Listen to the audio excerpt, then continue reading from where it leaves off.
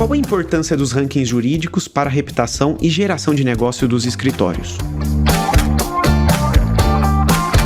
Eu sou Leandro Ramos e esse é o Juridicast, o seu podcast de marketing jurídico. Dentro do universo do direito, entre os escritórios de advocacia empresarial, os rankings jurídicos são ferramentas muito utilizadas pelos escritórios. Mas afinal, vale ainda a pena participar desses rankings? Para debater esse assunto aqui comigo, tenho a honra de receber no Juridicast o Eduardo Salomão, que é sócio fundador do escritório Levi e Salomão Advogados, que traz a sua percepção sobre os rankings jurídicos. Eduardo, seja muito bem-vindo ao Juridicast. Obrigado, Leandro. Prazer estar aqui. Como eu te falei, o Juridicast é um programa que eu assisto com muito interesse e muito prazer. Ele é muito bem preparado, muito bem conduzido. Muito obrigado, Eduardo, aí pela sua audiência, né? E hoje aqui como convidado, vamos entrar no nosso tema então, né? Vamos lá. Por que o escritório Levi Salomão decidiu não participar mais dos rankings jurídicos? Olha, vou começar dizendo uma razão que não é que a gente tenha nada contra essas empresas internacionais que produzem os rankings. Elas são empresas de mídia. Perfeito. Que inclusive fazem outras coisas, organizam seminários, preparam relatórios sobre como um escritório é visto pelo cliente, pelo mercado, que nós inclusive já usamos e exerce uma atividade lícita e legítima, né? Tem razões, sim, que são ligadas não a eles, mas à nossa própria estrutura no escritório. O escritório Levi Salomão, acho que eu devo começar dizendo isso, ele foi formado para atender em todas as áreas, mas em causas que têm uma complexidade estratégica maior. E depois eu posso detalhar isso. Então é aquela causa que pode decidir a vida de uma empresa, decidir a vida de um cliente, o seu patrimônio. E aí, por 3 razões, esse tipo de advocacia não nos pareceu compatível com dar informações frequentes a essas publicações. Primeiro é a questão do sigilo profissional. O sigilo profissional é muito importante na nossa área, ele tem inclusive qualificação criminal, a quebra de sigilo, né, de alguma coisa que seja sigilosa no momento que você revela. Informações sigilosas de companhias abertas, que temos muitos clientes nessa categoria, que possam gerar influência na cotação de valores imobiliários, só o fato de você transmiti-las, quando elas são sigilosas, quando elas não foram divulgadas ao mercado, constitui um crime grave da lei de mercado de capitais, que é a lei 6385, está lá no artigo 27 COD, não me lembro, e que foi transformado recentemente no chamado crime de perigo abstrato. Quer dizer, não importa que o efeito final, se alguém vai usar, só o fato de você ter criado o risco, de você ter divulgado, já geraria imputação. Para você ter ideia da gravidade, a pena é de reclusão de até 5 anos. Então, esses são 2 motivos jurídicos. É claro que não existiria essas imputações para quando a informação já foi divulgada ao mercado, quando já é uma informação pública. Mas alguém que obedeça claramente, muito rigorosamente isso, como sempre foi o nosso caso, obviamente poderia ter uma desvantagem em relação a outros que não fossem tão rigorosos. E para completar isso, nessa primeiro gomo de razões, cada vez mais, inclusive com a emissão de leis de proteção de dados internacionais e no Brasil, que foi em 2018, os clientes começaram a restringir por contrato a possibilidade, principalmente os maiores, do escritório se comunicar com mídias em relação a qualquer caso que seja dado a nossos cuidados. Isso independente da mídia já está falando do caso ser já conhecido e já divulgado na imprensa. Olha, você é meu advogado, que todo mundo fale do caso, menos você. Então, essas regras de sigilo, elas não são transferíveis. Elas são impostas para mim, para quem exerce a profissão. Eu não posso passar ela adiante e recomendar que um ranking, etc., o faça e prenda essa informação. Então, esse é o primeiro grupo de razões.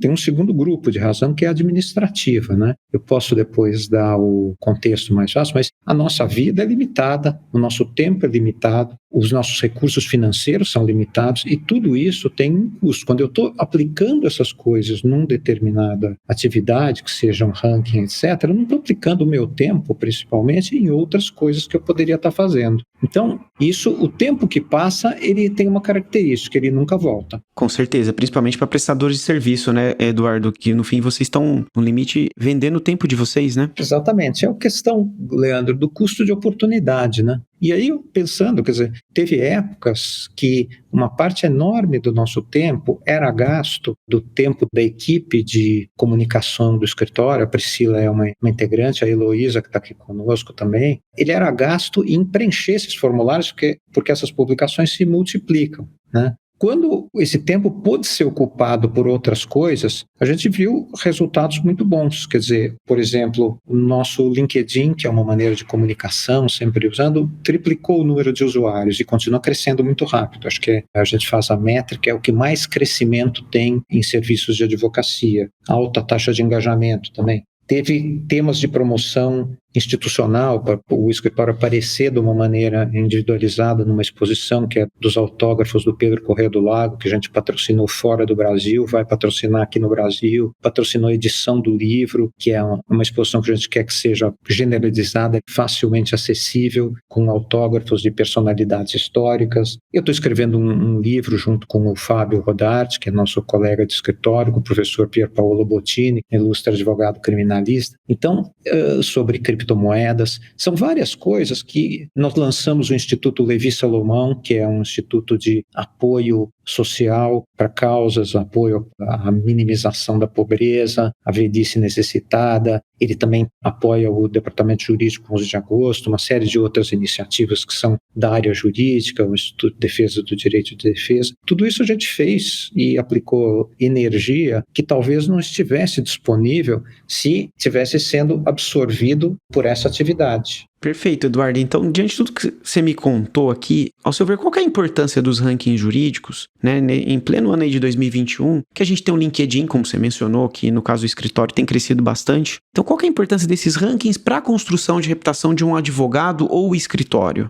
Eu acho que quando a pessoa pensa no ranking, o profissional está decidindo se ele vai participar, ele se sente oprimido por um mercado que é grande, que está estabelecido, etc. Ele pode deixar de ver certas coisas que são as qualidades que ele mesmo tem e as outras possibilidades que ele tem de mostrar a qualidade dos seus serviços de uma maneira particularizada. Porque, afinal, você é especialista em marketing. O que é o marketing se não você mostrar aquilo que você faz, o seu serviço? É diferente, tem características especiais que os outros não têm. Escapar do lugar comum para firmar sua marca, para firmar sua maneira de ver, né? É para isso que essas técnicas de comunicação existem. Então, é importante sair dessa forma de comunicação estereotipada. É isso que nós achamos para nosso tipo de advocacia. Isso tudo, claro, que se aplica à realidade que eu tenho no escritório e fica para o julgamento de cada um se aplica para todos os casos. Com certeza. E ao mesmo tempo, né, a gente vê que ainda para muitos profissionais os rankings fazem sentido, né? E ao mesmo tempo a gente vê, né, um número crescente de advogados e escritórios sendo reconhecidos por esses rankings, né? Então, a pergunta que eu tenho, Eduardo, é conquistar premiações e rankings jurídicos hoje, né, em que aparentemente tem mais pessoas e empresas conquistando, tem o mesmo valor do que no passado? Olha, Leandro, é uma pergunta interessante essa. Eu acho que o fato de novos nomes aparecerem não é demérito para a publicação que eu faço, mas pelo contrário, mostra a seriedade dela, né, sendo isento em relação a isso. Porque ela não está se prendendo Sim. em coisas que já ficaram e tal. Mas o que a gente pode ver, é que muitas vezes a maneira de fazer as verificações talvez não tenha solução para isso, porque lidar com o ranqueamento é sempre um processo de lidar com muitos dados. E o que você tem que fazer? Você tem que criar critérios que aparentemente são objetivos, mas eles têm uma subjetividade muito grande. No tempo que eu me ocupava mais disso, já faz anos que não, mas eles pediam, por exemplo, listas de outros advogados que falariam bem de você, listas de clientes e listas de trabalhos que você fez. Tudo isso parece objetivo, mas era para chegar num conceito subjetivo como de admiração, né? Então, pode ser que um escritório que tenha muitos advogados consiga, até por ter mais contatos, ou porque um determinado advogado ele se coloca melhor, etc., embora o trabalho não tenha o mesmo destaque, ele consiga mais destaque do que outros que podem ter mais mérito. Então, é uma coisa que tem uma subjetividade muito clara. Depois, a própria lista de atividades que o escritório faz, e esse talvez seja o ponto mais importante, eu posso mandar a minha lista de casos, né? Mas essa lista, os casos realmente importantes, digo na minha área, pelo menos, que são casos na área de regulação bancária, Ok. são casos que podem levar por alguma crise que aconteceu numa instituição, a descontinuidade operacional dela com as consequências terríveis, patrimoniais, até criminais que acontecem para o administrador, né, e para os controladores. Às vezes não é isso, mas são coisas estratégicas que vão pôr aquela empresa, ela está consultando o advogado para isso, à frente dos seus concorrentes. Nesse tipo de caso muito importante, e que são os verdadeiros casos, e que não conhecem parâmetro, não tem hipótese do cliente receber um telefonema de um entrevistador dizendo que o advogado que ele confiou essas informações, que são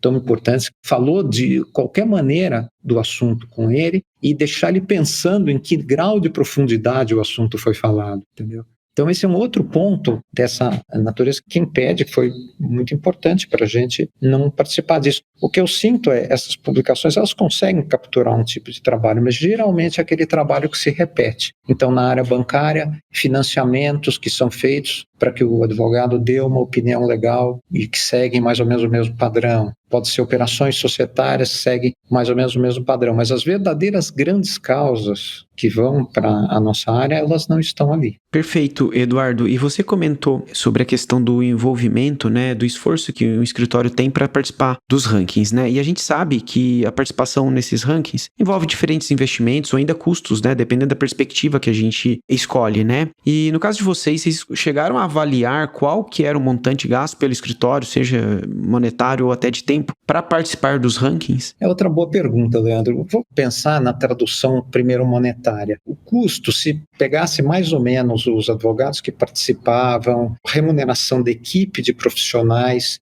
só de ação do escritório que estava envolvido nisso, pusesse metade, um terço, digamos que desse de 20 a 30 mil reais por mês. Mas esse é o menor dos custos. Porque tem um custo oculto nisso, que é você estar com a sua equipe, com as suas energias, até emocionais, listadas em aparecer nisso, em listar operações, em vez de assumir o controle da sua própria vida profissional, né? Em vez de perceber uma coisa que é uma verdade na advocacia. Por exemplo, o escritório a que eu sou ligado, ele é um escritório com clientes muito importantes, com grandes causas, eventualmente hegemonia em certas áreas do direito, que a gente tirou uma diferença grande, isso tudo é muito bom. Mas é verdade também, e é um trabalho que eu tenho todo dia, de convencer os advogados, fazer com que eles saibam, e eles sabem disso, os nossos colegas, que escritório dá emprego, sucesso é o profissional que faz. Então, e ele faz estudando, escrevendo e mostrando da maneira adequada. Não basta ele estudar e ficar trancado numa sala, né? Como diz uma colega do escritório, Ana Paula, o mundo acontece lá fora. Então, a pessoa que tem isso, que sabe se comunicar e ao mesmo tempo produzir um conteúdo de valor, essa é que vai se destacar. E seria a mensagem errada você achar que não, você vai preencher uma lista aqui com coisas de operações de uma maneira talvez um pouco estereotipada e isso vai fazer com que você seja bom, com que você tenha sucesso. É mais do que isso, é mais difícil do que isso. E pensar, construir o futuro, ele passa por isso. E digo mais, o que vale para os indivíduos, vale também para a organização, né? O que essa organização quer projetar no futuro? Ela vai que atuação, por exemplo, na área social, primeiro na área técnica, né? Porque nós não somos ONGs, mas cumprido bem a área técnica em outras áreas, o seu instituto e tal, são todas coisas que escapam a ranqueamentos, que escapam a esse tipo de lógica. Legal, Eduardo. E eu já ouvi de alguns advogados que ser reconhecido por alguns dos principais rankings gera uma espécie de efeito Oscar, né? O que é isso na prática, né? É como aquele ator que ganha um Oscar em um ano e a partir de então é como se ele tivesse uma obrigação de ganhar todo ano para se manter no topo, né? E aí a pergunta que eu tenho é, existe esse raciocínio no mercado jurídico, né? Em que se meu escritório ganhou reconhecimento nesse ano, ele precisa ganhar no ano seguinte e por aí vai? Olha, pode ser que algumas pessoas pensem assim, mas eu acho que o melhor seria pensar fora da caixa nesse ano. Quer dizer, o que esse processo estão realmente me trazendo? Pode ser que para alguns advogados isso traga, porque aquele advogado especializou o seu escritório em fazer trabalhos que realmente possam ser capturados por esse processo de ranqueamento. Eu não vejo isso como uma melhor estratégia. Esses são mercados mais difíceis, que você tem mais dificuldade de se diferenciar. A diferenciação começa a se basear em lista de escritórios aprovados, em suposta experiência repetitiva em já ter feito, e não num conhecimento técnico efetivo, que você precisa demonstrar, precisa entrar numa... Mas existe, é uma categoria do mercado de advocacia. Agora, em geral, a melhor estratégia é sempre você pensar que o seu trabalho é único. Você precisa encontrar uma maneira de demonstrar que ele é único, etc., porque aí é que vai se escapar da concorrência predatória. E mesmo de substituem hoje o advogado. Os sistemas da artificial que vão tomando, eles com facilidade encerram certos tipos de trabalho. Pode ser no mercado de capitais, fusões e aquisições, eles facilitam muito a substituição, mas eles não têm muito menos poder num contencioso estratégico, na aprovação de atos de concentração complexos ou na defesa contra as imputações de cartel com maior complexidade, em matérias de regulação bancária, em que você não está só lendo a regulação, mas você está interpretando à luz da legislação bancária, defendendo bancos de supostos ilícitos que possam ter ocorrido e que poderiam levar à interrupção operacional. Isso é toda uma vida que existe no direito, a parte desses casos repetitivos. E Eduardo, conta para o nosso ouvinte qual foi a reação dos clientes do Levi e Salomão quando vocês decidiram não participar mais dos rankings. E ainda, isso atrapalha na geração de novos negócios para o escritório? Olha, Anderson, é muito difícil de responder, assim, há um anticlímax nessa resposta. Primeiro porque não é comum, e eu não me lembro no meu caso de nenhum cliente que tivesse me procurado mencionando um ranking, ou porque eu vi você em tal ranking, até porque são muitos os advogados que aparecem lá, né? Então, eu não consigo apontar ou me lembrar de um caso que isso tenha sido relevante. Mas não dá para dizer que por exclusão, quer dizer, a gente sabe o que sabe e não sabe o que não sabe, né? Pode ser que por exclusão, um caso que nunca chegou a mim tenha sido excluído porque o escritório não apareceu mais em rankings para os quais ele cessou de mandar contribuições já há uns 3, 4 anos. É possível. Pela experiência anterior, não era provável e não se sente nenhuma diminuição do fluxo. Isso é que eu poderia dizer. Existiam categorias em que, porque elas escapam, por exemplo, a regulação bancária, o escritório continuou ranqueado, por exemplo, com menções até na primeira faixa. Olha que curioso, então ele continuou sendo mencionado. Além disso, tem essa possibilidade. Se você faz o seu trabalho direito, a não ser que você proibisse, o que nunca foi o nosso caso, os ranks mencionar, mas a menção continuou a ser feita. No fundo, esse processo todo, a sua reputação profissional, ela não é causada pela luta pela reputação profissional, ela é decorrência de alguma coisa que você fez. Ela é consequência, né? É consequência, e ela vai estar assegurada, seja diretamente pelo cliente, seja pelo excelente artigo que você vai pôr no LinkedIn, seja pelo ranking que vai falar de você, apesar de você não aplicar R$30 mil por mês para mandar materiais para eles, entendeu? Legal, Eduardo, nosso episódio vai caminhando para o final e como uma última pergunta, na sua opinião, o que gera diferencial para um diretor jurídico ou um outro executivo qualquer de uma empresa antes de contratar uma banca jurídica? Eu acho, depende do trabalho que está sendo contratado, né? Não tem uma resposta única para isso. Eventualmente, tem certas áreas que eu disse que o simples fato em que o passado tende a falar pelo futuro. Então, não são áreas que talvez me atraiam tanto. Você tem o mercado de capitais, tem as áreas de transações societárias, etc. Porque elas acabaram sendo feitas com base em processos mais repetitivos. Os contratos tendem a ser iguais. No começo não existia, há uns anos atrás, algumas décadas atrás, não existia regulação, mas depois a regulamentação saiu delas. Então, eu sei como formar um fundo exatamente. Tem uma instrução da CVM 400 sobre as ofertas públicas de ações. Outros, o próprio mercado formou uma maneira de atuar, que são as compras e vendas de empresas, que os contratos são sempre iguais. Então, esses aí, às vezes, o diretor jurídico, o profissional, ele não tem a percepção de que a qualidade é diferente. Então, ele pode contratar com base em experiência passada, em listas pré-aprovadas, talvez até com base em rankings, mas tomando cuidado que, se ele estiver fazendo isso, provavelmente ele irá para os primeiros da lista dos rankings e não para aquelas outras categorias que eles fazem o ranqueamento, né? Então, também é uma outra coisa para quem quiser participar, refletir sobre esse assunto. Agora, nos casos mais complexos, não. Aí é uma questão de conhecimento, vai se exigir uma reunião em que você explique uma linha de defesa, uma linha de pensamento, uma linha de argumentação. E essa linha vai ter que ser consistente, vai ter que ser inovadora, vai ter que mostrar ideias novas. Esses são os casos que tendem a ser aqueles de futuro que vão projetar os advogados. É isso que a gente acredita, pelo menos no escritório, sem que excluir que existam outras maneiras de fazer negócio, outros modelos que tenham visão diferente. Nada do que eu estou dizendo aqui é crítica. Legal, Eduardo. Nosso episódio chegou ao final e eu gostaria muito de agradecer sua participação aqui no Juridicast, trazer uma visão bastante interessante dos rankings jurídicos. jurídicos. Obrigado, Leandro. Prazer estar aqui. Certamente tem muitos outros temas que a gente possa debater e seria um prazer estar sempre com você, seja como espectador, que eu já sou, seja como palestrante, como foi dessa vez. Com certeza, Eduardo. Vamos marcar para gravarmos outros episódios, tá bom? Muito obrigado.